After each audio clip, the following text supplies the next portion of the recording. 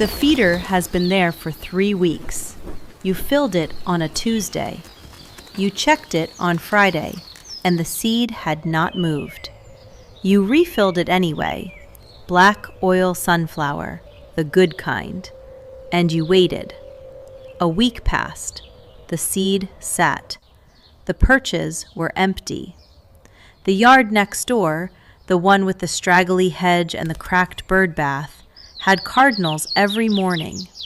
You could hear them from your kitchen window. Yours had nothing. You told yourself it was the season. You told yourself the birds hadn't found it yet. You told yourself that maybe your neighborhood just didn't have many birds. None of those things were true. Here is what was actually happening. The birds in your neighborhood knew about your feeder. They flew over it. Some of them landed nearby and looked at it.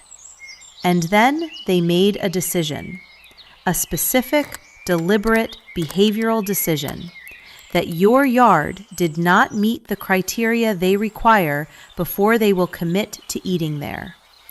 They were not absent. They were evaluating.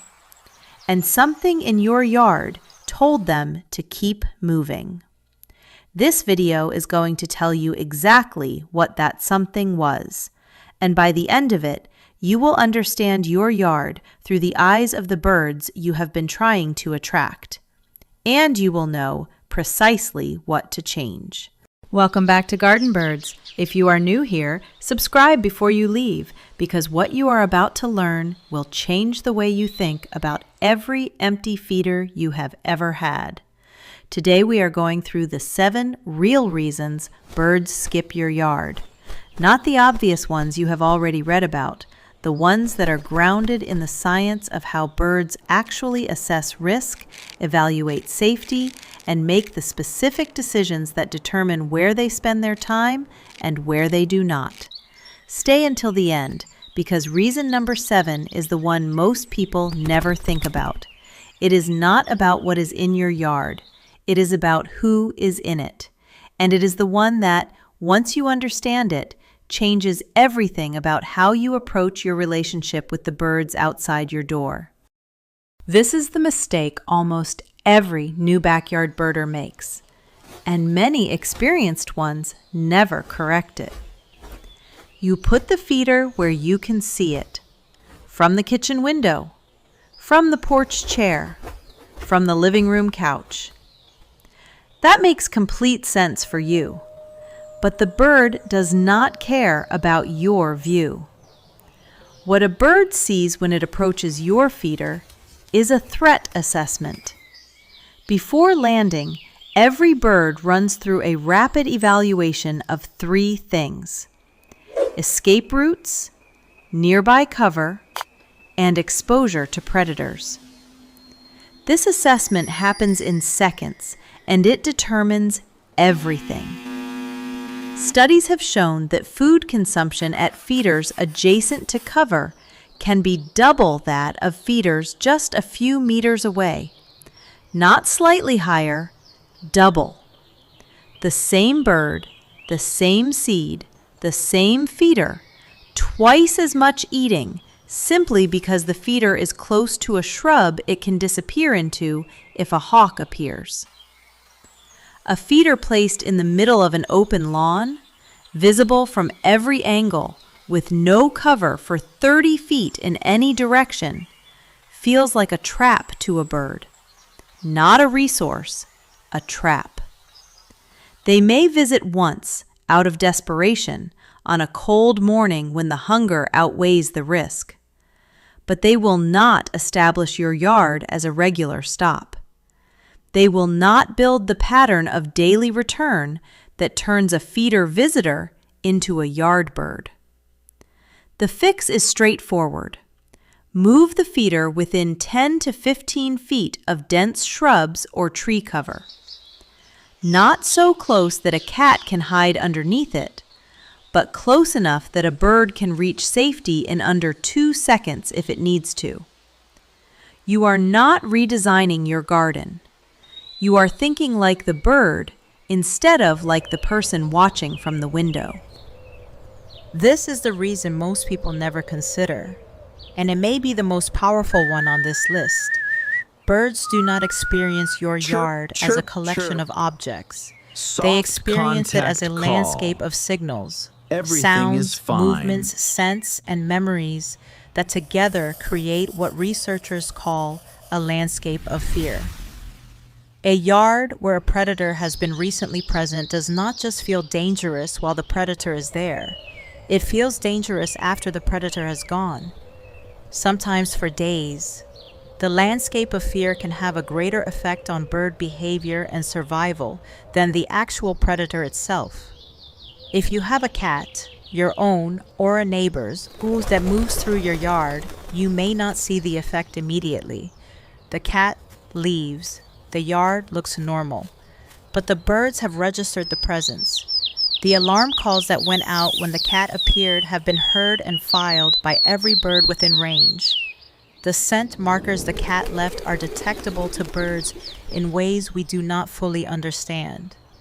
And the area around your feeder has been mentally tagged as a place where that kind of thing happens. Free-ranging domestic cats kill between 1.3 and 4 billion birds in the United States every year. But they do not need to make a kill to destroy Soft a yard's contact reputation. call. A cat Everything is that fine. regularly patrols your yard is enough. Word spreads in the bird community, not in the way human gossip spreads, but through alarm call networks, through avoidance behavior, through the landscape of fear that reshapes which yards birds choose and which they avoid. If there is a cat in your yard's history, this is not a permanent condition. Birds update their assessment over time.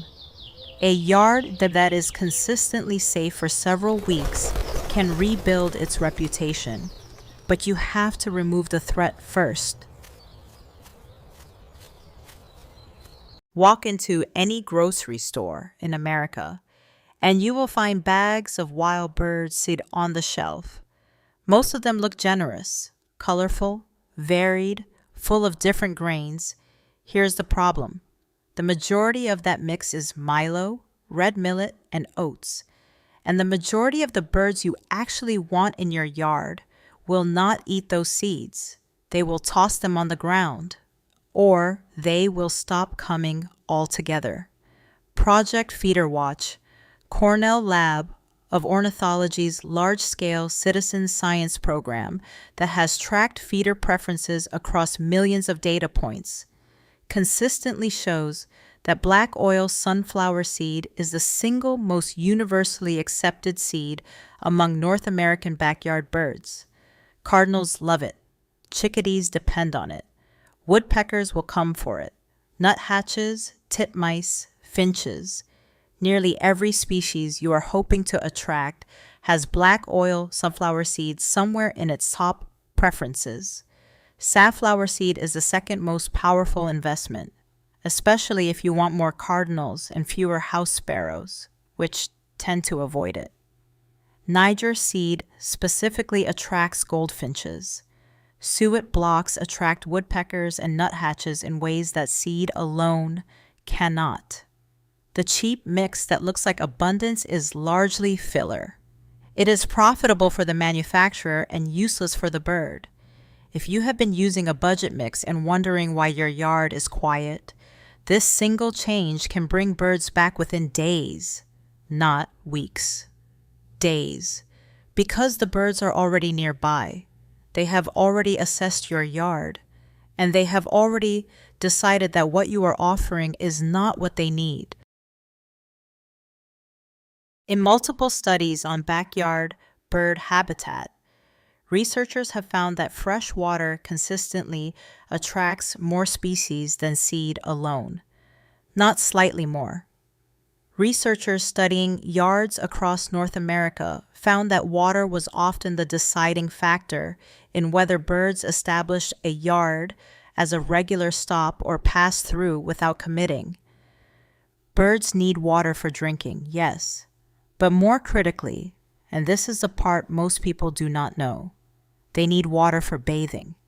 A bird that cannot bathe regularly loses the structural integrity of its feathers. The microscopic barbules that zip each feather into a functional surface become misaligned. The feather's ability to insulate, waterproof, and reflect breaks down. A bird with compromised feathers is a less efficient flyer, a less effective thermoregulator, and a more vulnerable prey animal.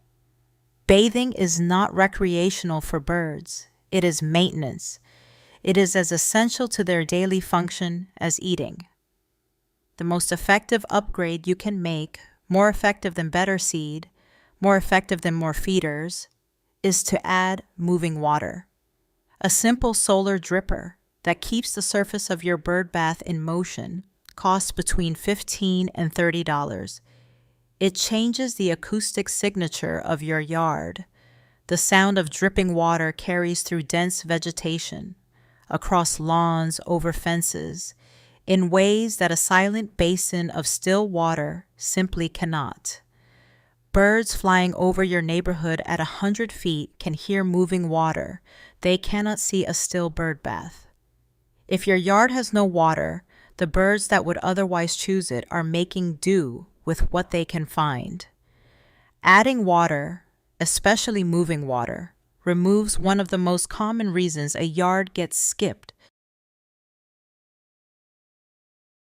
This one is uncomfortable to hear, but it matters more than almost anything else on this list. A dirty feeder does not just look bad, it kills birds.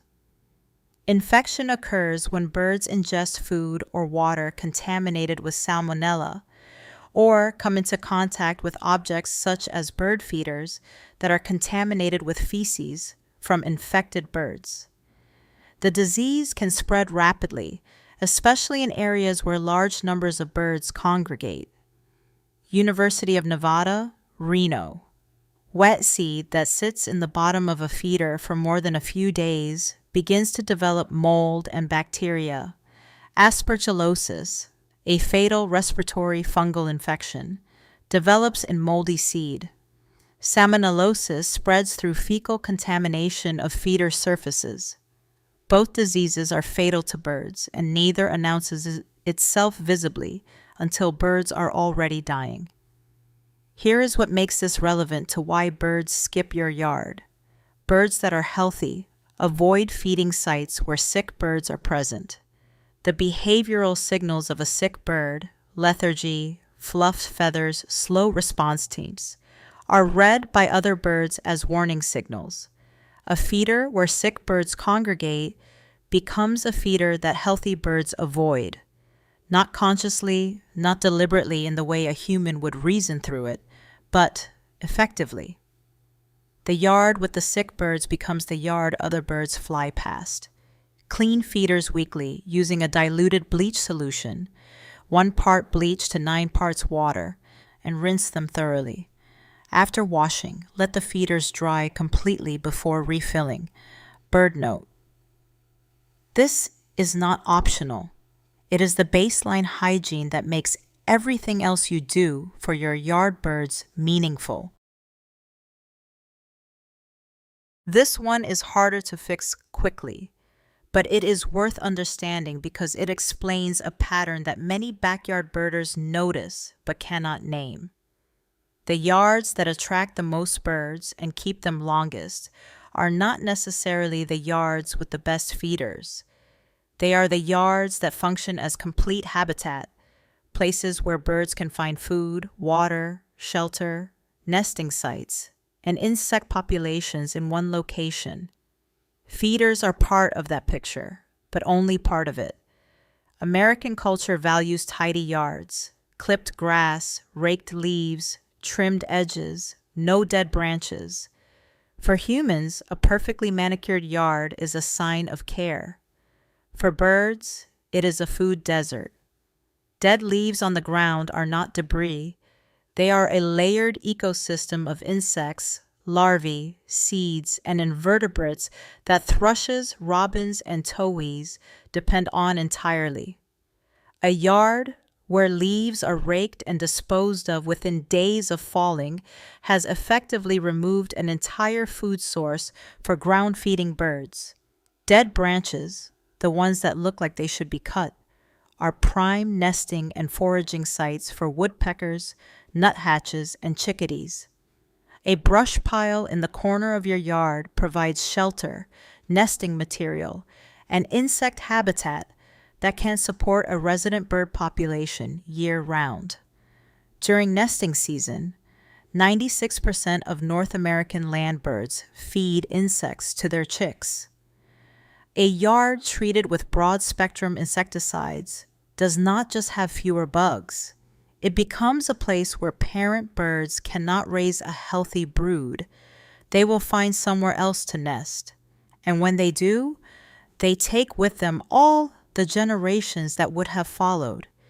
You do not have to let your yard go wild, but leaving one corner unmowed, keeping one dead branch, letting the leaves sit under the shrubs.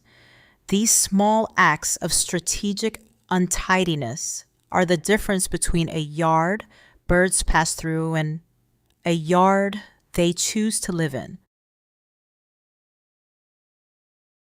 This is a reason no one talks about, and it is the one that matters most. You have put out the feeder. You have added the water.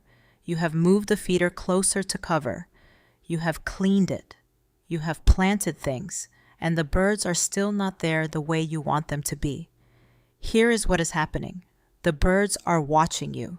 Every time you come outside, the birds in your yard register your presence. They note your size, your movement speed, your predictability, your proximity to their feeding areas. They file this information, and over time, over weeks and months of consistent, calm, non-threatening presence, they update their assessment of you from unknown variable to known safe individual. This process cannot be rushed. It is not about what you put in the yard. It is about who you are in the yard, how you move, whether you are predictable, whether you come and go at the same times, whether you make sudden movements near the feeder, whether you lunge toward them, even with good intentions. The research we have covered in previous videos on this channel has shown that individual birds develop specific responses to specific humans. A chickadee that has classified you as safe will continue eating while you stand 2 feet away. The same chickadee will flush at 30 feet if a stranger approaches. That classification takes time, but it builds. And once it is built, it does not easily break. The birds are not skipping your yard because you have done something wrong. They are skipping it because the relationship has not been built yet. You are still an unknown variable in their threat assessment. And the only thing that changes that is time, consistency, and the kind of calm, reliable presence that tells a bird you are not a danger.